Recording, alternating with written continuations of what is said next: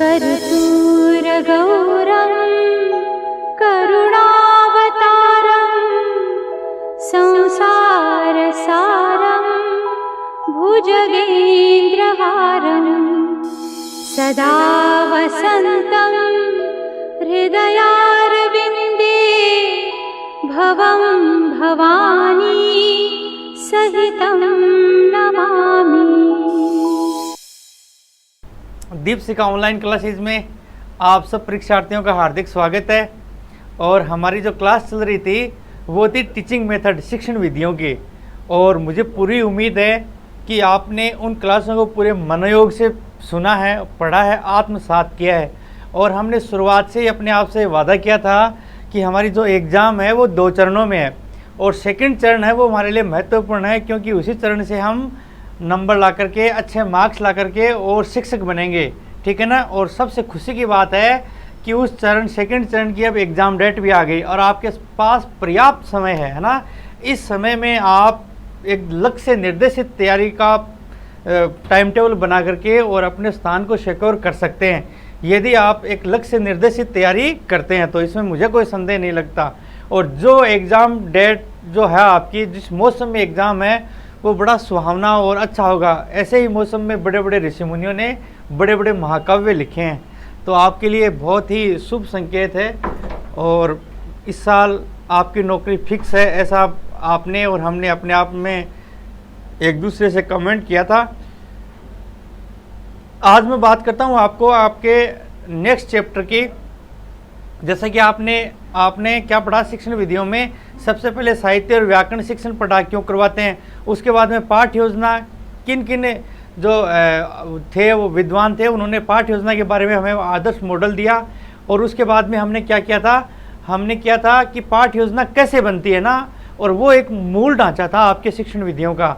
मैं उम्मीद करता हूं कि उस एक एक बात को आप नोट कर लेंगे। आदर्श वाचन, अनुवाचन, मौन वाचन, गृह कार्य और चारों कौशल, श्रवणम, भाषणम, पठनम, लेखनम, ठीक है। और प्रश्नों के प्रकार और सिंहावलोकन, उद्देश्य कथन, वो सारे के सारे टर्म जो थे वो सारे के सारे आपको आत्मसात करने हैं। वहीं से प्रश्न आने वाले हैं ना, तो आप इन बातों को विशेष रूप से ध्यान रखोगे। उसके बाद में हमने देखा था कि जब अपनी पाठ्य योजना तैयार हो गई तो पाठ्य योजना को हम ऐसे ही तो करेंगे नहीं, इसको स्मार्ट बनाना पड़ेगा। और स्मार्ट बनाने के लिए हमें शिक्षण सूत्रों का सहारा लेना पड़ेगा कि कौन सी बात किस शिक्षण सूत्र के साथ में पेश की जाए बच्चों के सामने, ताकि बच्चे बिना बोर हुए और अभिरुचात्मक रूप से उसको अधिगम कर सकें। तो आपने क्या देखा था, आपने देखा था कि सरल से कठिन की ओर, है ना, ज्ञात से अज्ञात की ओर, विश्लेषण से संश्लेषण की ओर, पूर्णात अनुसंप्रति, ये चीज़ें बहुत काम किए। अगर आप चाहते हो कि मैं तो सिर्फ क्लास में जाकर के मेरा तो काम सिर्फ बच्चों को पढ़ाना है, तो बात अलग है। और अगर आप चाहते हो कि 40 बच्चे क्लास में और 40 के 40 बच्चे एक एक शब्द को आत्मसात कर जाएं, है ना, और वो ज़िंदगी भर उनके जो माइंड में वो स्टेब्लिश हो जाए सब, तो आपको इन चीज़ों का सहारा लेना पड़ेगा, है ना। नहीं तो क्या होता है, गुरुजी पढ़ाते रहते हैं, बच्चे सोते रहते हैं, आप ये जानते हो। लेकिन इन चीज़ों का आप सहारा लेते हो, इन चीज़ों को फॉलो करते हुए पढ़ाते हो, तो आपका अधिगम है वो प्रभावशाली होगा, टीचिंग है वो बड़ी इफ़ेक्टिव होगी, ठीक है।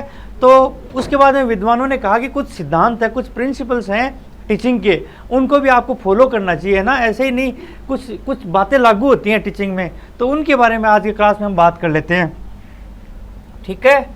तो सबसे पहले आपको ये देखना है कि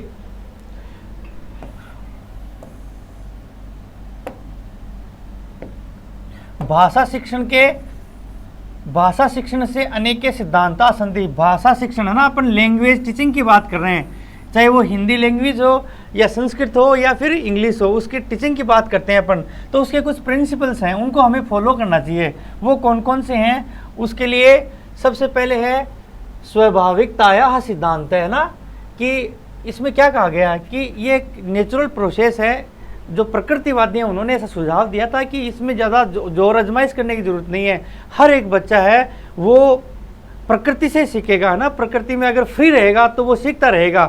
कैसे, जैसे उसको श्रवणम, भाषणम, पठनम, लेखनम, अगर ये चारों कौशल मिल रहे हैं तो वो नेचुरली सीख जाएगा। जैसे बच्चा है, बच्चा अपनी माँ से सीखता है, उसकी माँ कहती है गाय तो बच्चा पढ़ लेता है कि हाँ ये 4 पैर और 2 सींग और सफ़ेद रंग का जो पशु है उसको गाय कहते हैं, तो यही स्वाभाविकता का सिद्धांत लागू होता है। तो बच्चा नेचुरली ही चीज़ों को समझ जाता है। लेकिन उसके लिए क्या करना होता है, उसके लिए चारों जो कौशल है ना, चतुर्नाम कौशलानाम प्रवाह सम्यक रूपेण भवितव्यम, कि वो चारों कौशल है वो बच्चे के पास में जाने जरूरी है ना, श्रवणम, भाषणम, पठनम, लेखनम। अगर वो चारों कौशल बच्चे को मिल रहे हैं तो वो नेचुरली इन चीज़ों को सीख जाएगा। ये कुछ प्रकृतिवादी हैं जिन्होंने कुछ बताया था। उसके बाद में नेक्स्ट है रुचा सिद्धांत है। ये बात तो हो गई स्वाभाविकता है सिद्धांत के बारे में।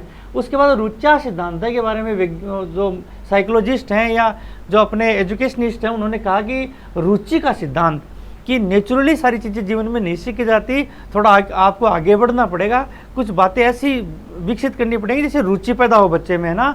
बहुत सारी बातें हैं वो तभी याद कर सकता है बच्चा जब उसमें रुचि होगी, और रुचि के लिए शिक्षक को क्या क्या करना चाहिए वो आपको ध्यान में रखना है ना। परीक्षा में वो ये पूछेगा कि आपको ये चीज़ पढ़ानी है तो आप कैसे पढ़ाओगे, है ना। इफेक्टिव लर्निंग का ही तो मुद्दा है सारा, कि लर्निंग इफेक्टिव हो, प्रभावी अधिगम हो ना, तो उसके लिए रुचा सिद्धांत है, ये बहुत महत्वपूर्ण है। यहाँ से प्रश्न लगभग आते रहते हैं।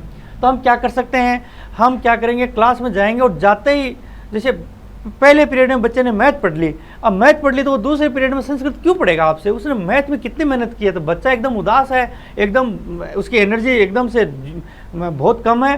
तो आप क्या करोगे, रुचि के सिद्धांत को फॉलो करोगे। रुचि के सिद्धांत को फॉलो करने के लिए क्या करोगे, जाते ही आप संस्कृत का सहस्वर वाचन कर दोगे। एक अच्छा सा श्लोक उठाओगे और उसका सहस्वर वाचन कर दिया। अब अगर कोई सर या मैडम है और क्लास में जाकर के सहस्वर वाचन करती है मधुर आवाज़ में, तो बच्चा जाग नहीं जाएगा, बच्चा जागेगा, उसको लगेगा कि हाँ कुछ अच्छा सा हो रहा है, उसके कानों में सूदिंग होगी, कुछ अच्छा फील होगा ना, फिर उसके मन में आपके प्रति, आपके शिक्षण के प्रति रुचि पैदा होगी। तो वो आप उसके बाद में चाहे ग्रामर पढ़ाओ, चाहे गद्य पढ़ाओ, पद्य पढ़ाओ, वो सारी बातें मन से सीखेगा ना।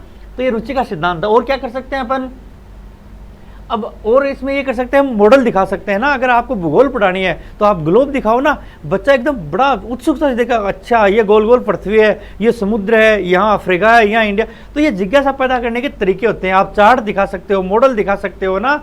और क्या कर सकते हो, और आप खुद का अभिनय कर करके उद्बोधन विधि जो बताई थी ना मैंने आपको, उसको पूर्णतः फॉलो करोगे तो रुचि अपने आप पैदा हो जाएगी। और क्या कर सकते हैं, रुचि पैदा करने के लिए हम बच्चों को हिस्टोरिकल टूर करवाते हैं। अब आपको तो लगता होगा कि चलो एक मन मर्जी का ही है, सरकार ने ऐसा कह दिया और बच्चों को इकट्ठा करके बस में बैठा करके और ताजमहल दिखा के लिया, ऐसा नहीं है। उसको फॉलो करते हैं किसको, रुचि के सिद्धांत को, कि अगर एक बार बच्चे को वहाँ लेके चले गए और कुछ हिस्टोरिकल प्लेसेस दिखा दिए तो वो हिस्ट्री पढ़ने के लिए थोड़ा बच्चा इंटरेस्टेड हो जाएगा और आपका काम आसान हो जाएगा, इफेक्टिव लर्निंग हो जाएगी। और क्या कर सकते हैं, और अपन क्या करते हैं, जब महापुरुषों की जयंतियाँ होती हैं ना, तो उन जयंतियों के बारे में अपन जो पाठ्यसहगामी क्रिया कराते हैं असेंबली में, प्रार्थना स्थल पर, उनसे संबंधित जो बातें करते हैं, स्पीच होता है, गायन होता है, तो वो उससे क्या होता है कि मनोरंजन भी हो जाता है, पाठ्यसहगामी क्रिया हो जाती है और बच्चा वहीं पर सीख भी जाता है। और अपन क्या कर सकते हैं, रुचि के सिद्धांत को पैदा करने के लिए, इसको बच्चों के मन में ऐसी रुचि पैदा करने के लिए और क्या क्या हो सकता है, ऐसा आपको भी विचार अपने दिमाग में लगाने हैं, आप इसको अप्लाइड बनाना है, ठीक है ना। तो इन तरीकों से अपन बच्चे के मन में रुचि पैदा कर सकते हैं। रुचि जब पैदा हो जाएगी तो बच्चे में इफेक्टिव लर्निंग होगी, ठीक है ना। तो इनको आप बड़े ध्यान से रखोगे, एक एक चीज़ का नोट्स बनाओगे और नोट्स बनाते हुए आप अपने इसको लर्निंग को थोड़ा मैनेज करोगे, ताकि एग्जाम में यहाँ से अगर प्रश्न आ जाए तो आप अच्छी तरीके से करोगे। देखो रुचि का सिद्धांत है ना, वो सब जगह लागू होता है। आपको लगता है कोई किताब होती है 6th 7th 8th की, वो किताब इसलिए एक बाइंडिंग होती है पेज की, ऐसा नहीं है। जो साइकोलॉजिस्ट होते हैं वो बैठते हैं, एजुकेशनिस्ट बैठते हैं, सारे लोग मंथन करते हैं कि इसमें कैसे कंपाइल करें। तो वो 2 पाठ गद्य के देंगे, 3 पद्य के देंगे, 1 नाटक देंगे, 1 कथा देंगे, ऐसा आप देखो अपनी किताब में मिल जाएगा आपको। वो क्यों होता है, वो रुचि के सिद्धांत के लिए होता है। शुरुआती पाठ सरल होंगे, फिर सरल से कठिन के होंगे, लास्ट में ग्रामर होती है ना। ग्रामर देख लो, किसी भी किताब में ग्रामर के पेज मिलेंगे ना व्याकरण के, वो सबसे लास्ट में मिलेंगे, क्योंकि वो रुचि के सिद्धांत को फॉलो करते हैं, समझ गए। उसमें बीच में भी आपको 2 पाठ नाटक के क्यों मिलते हैं, कि इसलिए कि बच्चे जब कुछ नहीं पढ़े तो कम से कम आप नाटक का अभिनय करवा दो क्लास में ना, बच्चे को पता ही नहीं लगेगा कि सर पढ़ा रहे हैं कि हमारा मनोरंजन करवा रहे हैं। तो ये सब रुचि के सिद्धांत की बातें हैं, एक एक चीज़ को आपको ध्यान में रखनी है। जो परीक्षक है वो यहाँ से अप्लाइड प्रश्न बनाएगा और वहाँ पर आपको एकदम से आप अपनी कलाबाजी दिखानी है, क्योंकि ये सारा खेल कलाबाजी का एग्जाम है ना, वो वो ज्ञान को उड़ेलने का वो मंच नहीं है। वहाँ पर कलाबाजियाँ, पेपर सेटर कलाबाजी दिखाता है, वो आपको जो बात आती है ना उसी को घुमा के पूछ लेता है और वो फंसा देता है और आप गलत करके आ जाते हो, है ना। तो अपने आप को अप्लाइड बनाओ आप हर चीज़ को, है ना। आजकल पेपर्स में अप्लाइड चीज़ें ज़्यादा आती हैं। उसके बाद में क्रियाशीलता और अभ्यास का सिद्धांत, है ना। क्रिया, उसके बाद में जो साइकोलॉजिस्ट हैं या एजुकेशनिस्ट हैं ना, जो लोग जिन्होंने इन पर रिसर्च किया, उन्होंने कहा कि चलो रुचि तो पैदा करती है लेकिन इससे भी काम नहीं चलेगा, इससे भी एक कदम आगे बढ़ना होगा हमें। तो उन्होंने क्रियाशीलता का सिद्धांत दिया कि लर्निंग बाय डूइंग, है ना, बहुत अच्छी चीज़ है सीखने के मामले में। जो इससे अच्छा कोई सिद्धांत हो ही नहीं सकता, लर्निंग बाय डूइंग, करके सीखना ना। और करके सीखने के लिए अपन क्या करते हैं, हमने क्या किया, हमने लैब बना दी, साइंस की लैब। बच्चों को कहा कि तूने थ्योरी पढ़ ली, अब करके दिखा मेरे को। तो जो अधिगम लैब में होता है ना वो सामान्य क्लास में नहीं हो सकता, है ना। ऐसे ही बहुत सारी चीज़ें हैं जो हम करके सीखते हैं ना, तो ये सबसे इफेक्टिव है, इसको भी ध्यान में रखता है। क्रियाशीलता का सिद्धांत है लर्निंग बाय डूइंग, है ना। अपन ग्रामर में भी इसका यूज कर सकते हैं, व्याकरण में, ठीक है। एक एग्जाम्पल को आपने समझा दिया, उसके बाद में बच्चा उसी एग्जाम्पल में को देखते हुए, उसी को फॉलो करते हुए बहुत सारे एग्जाम्पल को सोल्व कर लेगा। तो ये बहुत इंपॉर्टेंट है क्रियाशीलता का सिद्धांत, ठीक है।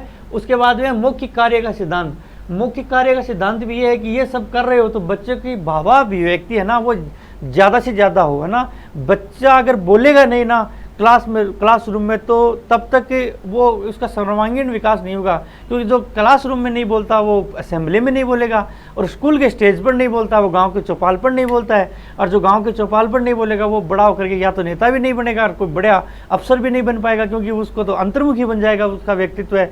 तो बच्चों के मुख्य कार्य का सिद्धांत है कि अधिक से अधिक उनको श्रवण कौशल मिले और अधिक से अधिक वो अपनी भावाभिव्यक्ति करें। इस प्रकार का मुख्य कार्य का सिद्धांत है कि बच्चों को बोलने के। अब इसके लिए क्या क्या कर सकते हैं अपन, तो इसके लिए आपको कल बताया था हमने, विचार विश्लेषणात्मक प्रश्न, है ना, वो इसी सिद्धांत को फॉलो करते हुए बनाए गए थे कि प्रश्न ऐसे हो कि उसका पाठ्यक्रम से सीधा कोई संबंध नहीं, बच्चों को खुद की अभिव्यक्ति का ज़्यादा अवसर मिले ना। उसके बाद में और क्या हो सकता है, निबंध जो होता है ना, निबंध, वो भी इसी का मुख्य कार्य का सिद्धांत है ना। बच्चा, आप मतलब कोई लिमिटेशन नहीं है, बच्चा जो उसके मन का भाव है वो आराम से बोल सकता है। इस प्रकार से आज अपन 4 सिद्धांत के बारे में पढ़ेंगे, और अगला सिद्धांत है जो बचे हुए उनके बारे में अगली क्लास में डिस्कस करेंगे। आप जो मैंने कहानी सुनाई है इन सब के बारे में, इसके एक एक लाइन को लिखने का प्रयास करो, और क्योंकि सुनी हुई बातें तो चिरस्थायी नहीं होती, आप इनको लाइनों में उतारने का प्रयास करो और इनको फॉलो करो, अप्लाइड बनाओ। यहाँ से प्रश्न आता है, पिछली परीक्षाओं की बात करें तो सिंपल प्रश्न आया। प्रश्न क्या आया कि इनमें से कौन सा सिद्धांत है, कौन सा नहीं है ना। इस तरीके से सिंपल आते हैं, ये हार्ड प्रश्न नहीं आया यहाँ से। फिर भी आपको ये देखना है कि अप्लाइड कैसे प्रश्न बन सकता है और मैं कैसे जवाब दूँ, तो थोड़ा सा इन पर मनन चिंतन करना है, और जो मैंने बताया उसको थोड़ा सा ध्यान से सुन करके लिखना है, तो यहाँ से आपका काम हो जाएगा। धन्यवाद, बहुत बहुत धन्यवाद आप सबका।